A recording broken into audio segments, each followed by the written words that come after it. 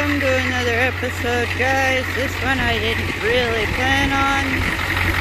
And I told you that I was going to have to be working onto this thing and that I didn't like it. Well, I had to use starter spray to get it to start. Something I told my husband that I did not ever want to do with his diesels again. But, that aside, we have a new problem.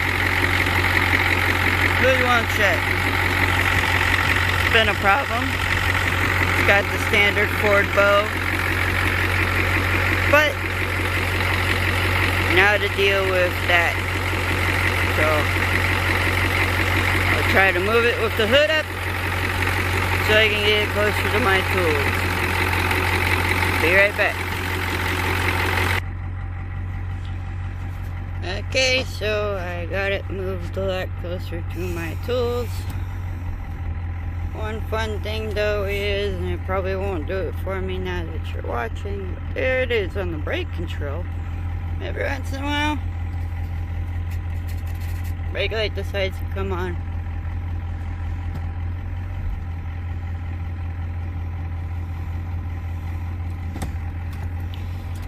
I really don't like this truck myself. The only reason we keep it,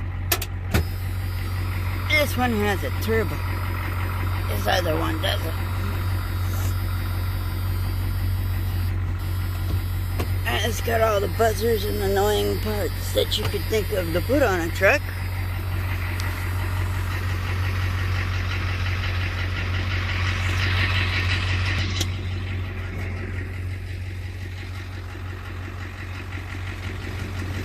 It hasn't been ran in a while, so I'm letting it run.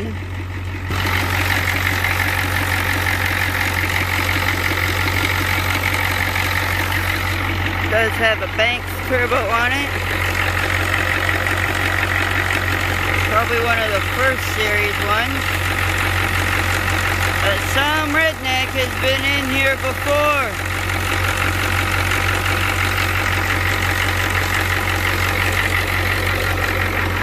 That's who put the power steering pump on with, you know, metal zip ties, right? The other thing is the original temperature gauge, for some reason. The original aftermarket one was hooked to a 3-position switch. I couldn't tell you what the hell that was for either. So, I guess I'll go get a hammer and some tools. And maybe I'll get lucky and this thing will burn to the ground. Be right back.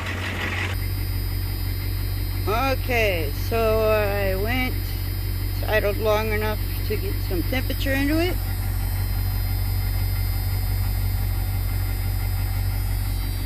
The funny thing is, I put that temperature probe where that gauge is supposed to go. So I don't know why it still reads. But whatever. But now that it's got some temperature in it, shut it off so I can actually be heard. And it's got all the old man features, including the you left your keys and ignition buzzer. Always fun. So, I couldn't have parked it better even if I could see where the heck I was going. It's kind of nice.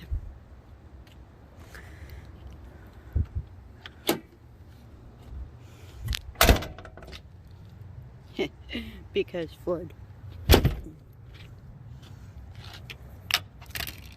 Alright. That's done. So I went and got myself a variety of adjustment tools, or as we're gonna say, we're gonna beat this thing to fit. Not because I really don't want to wear this hood. There's a sacrificial piece of rod there, because I'd rather break that. So, I don't know how I'm going to be able to hold this.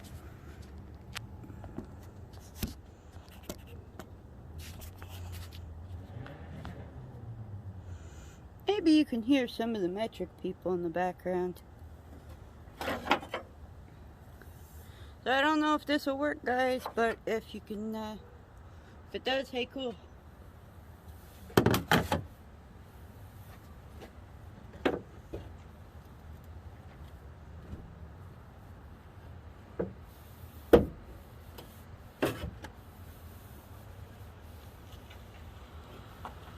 we'll give that a little bit of a pry. Never set tools down on the battery.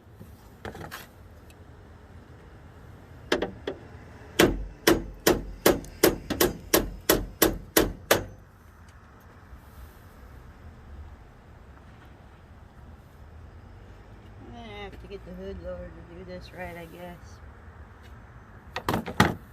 Bear with me.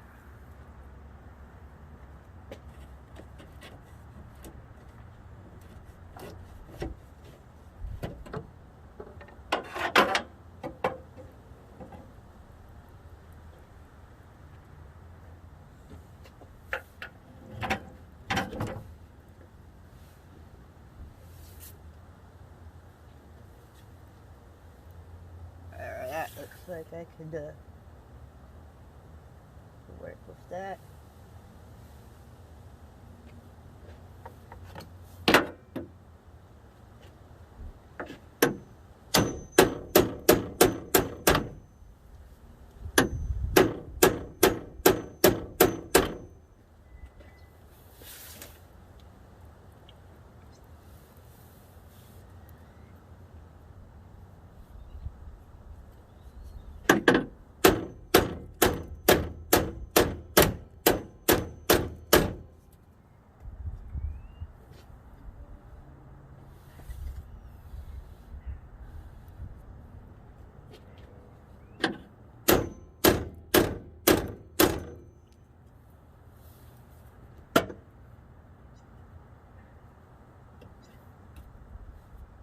So maybe a new set of hinges is in this thing's future soon, you think? Of course, if it was more reliable, I wouldn't have to worry about opening the hood all the time, would I?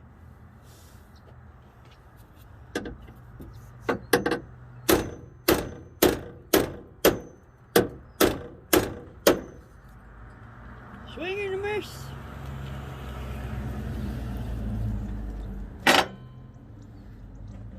So, let's see if that does the trick.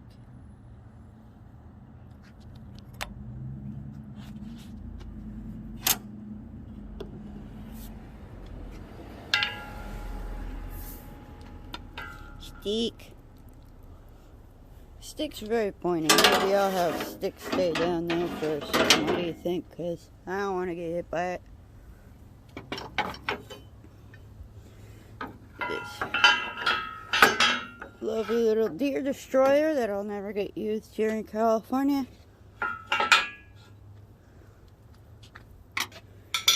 It makes an excellent tool holder. But before I close the hood, as you can see, it's a Banks unit. This is an 84 Ford F250. Whereas I can figure from all the paperwork, it got this Banks unit about 2 to 3 years after it was made. It's got the most adorable looking turbo back there.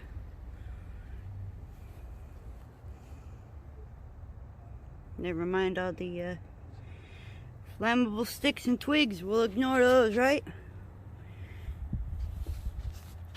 So one thing this thing does seem to have a problem with is overheating on the freeway. And what I'm wondering is, since it got an injector pump, since it had the turbo kit put on it, and that bad boy right there, since that was done since the turbo kit got put on it, I'm wondering if they adjusted it for the turbo and made it richer, because I know you're supposed to do that. So with that, see if I can get this hood down. Obviously stays up, so that's good. I'll see if I can get it down without destroying it even more than it already is. Alright, so hood's down as much as it's gonna get. This truck had been sitting in its spot for about 2 weeks before I started it and moved it. This being an apartment complex, something told me, you know, maybe before one of those starts to stock the thing, I should probably move it. That way they can see it runs, huh? Well, it runs.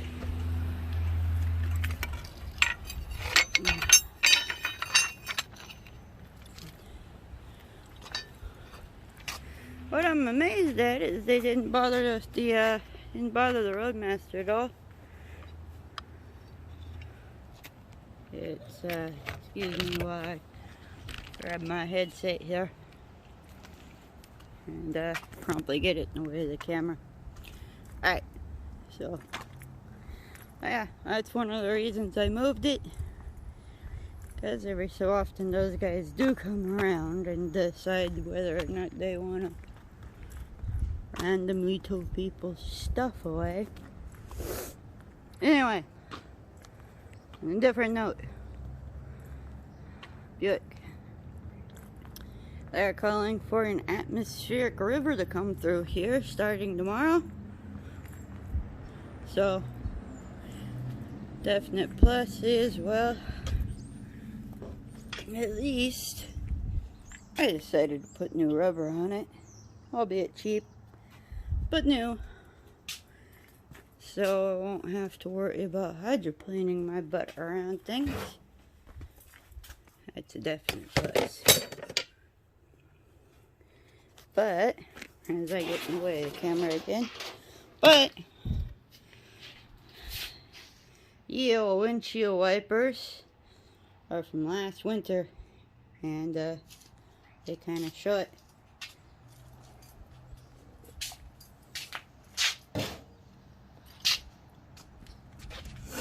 They've got the hops, the skips, the jumps.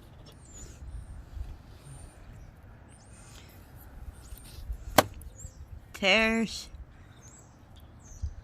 That's never good. So, and you gotta come off.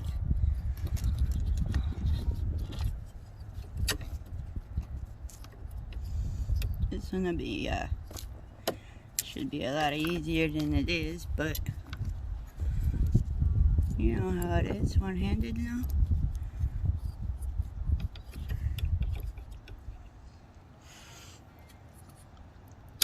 There we go.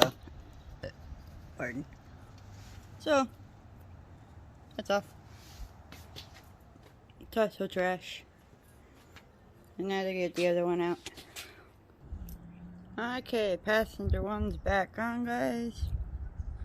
They're all squared up. I'll give you a little bit of a tip on that in a second.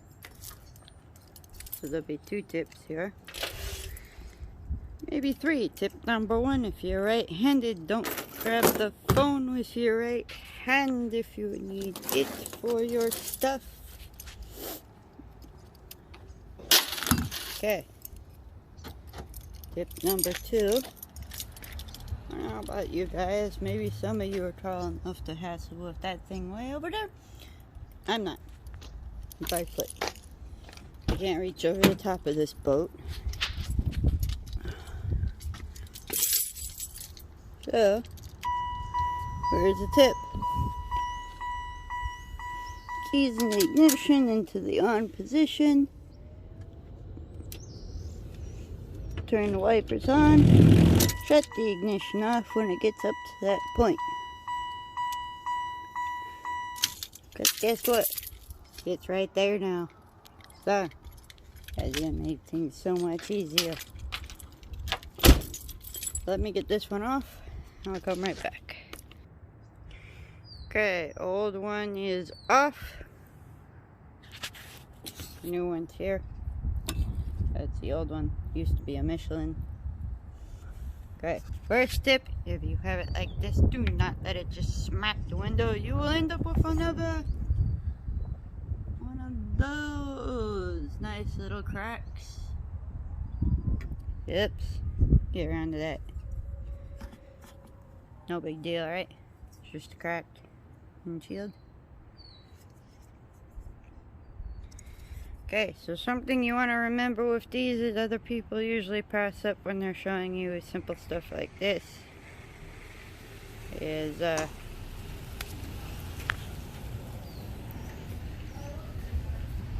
your camera usually won't focus and it gets noisy all the way around. So, let's see. Oh, I think it's working now. Okay, so if you can see in there, let's turn this around so you get a better idea what I'm talking about here.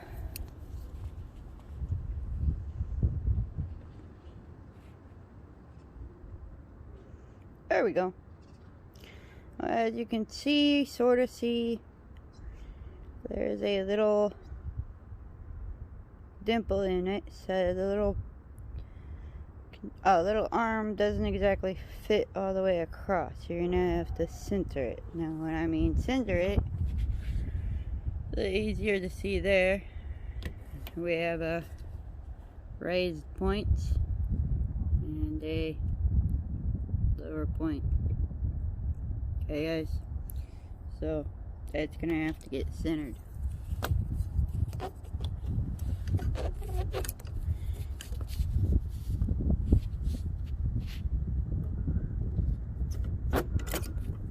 And yeah, if you move it too far over, you're not gonna be able to get it to go in, especially one-handed. One-handed is not recommended, but you can tell how many times I've had to use it. Okay, oh, now you can see it's reasonably lined up. Now we can try and get that thing to just clip right in.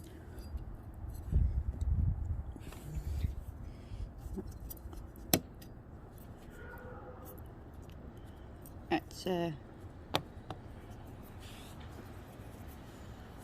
probably about the best I'm gonna be able to do. So it rocks, it holds. I think we're good. So there you go.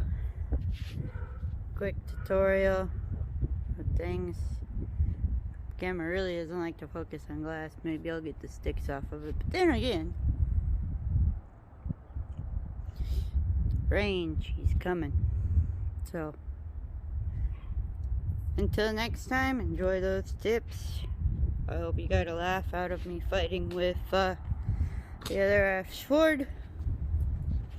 If you have any tips or tricks on that thing as to like why the glow plugs don't want to come on, it would be much appreciated.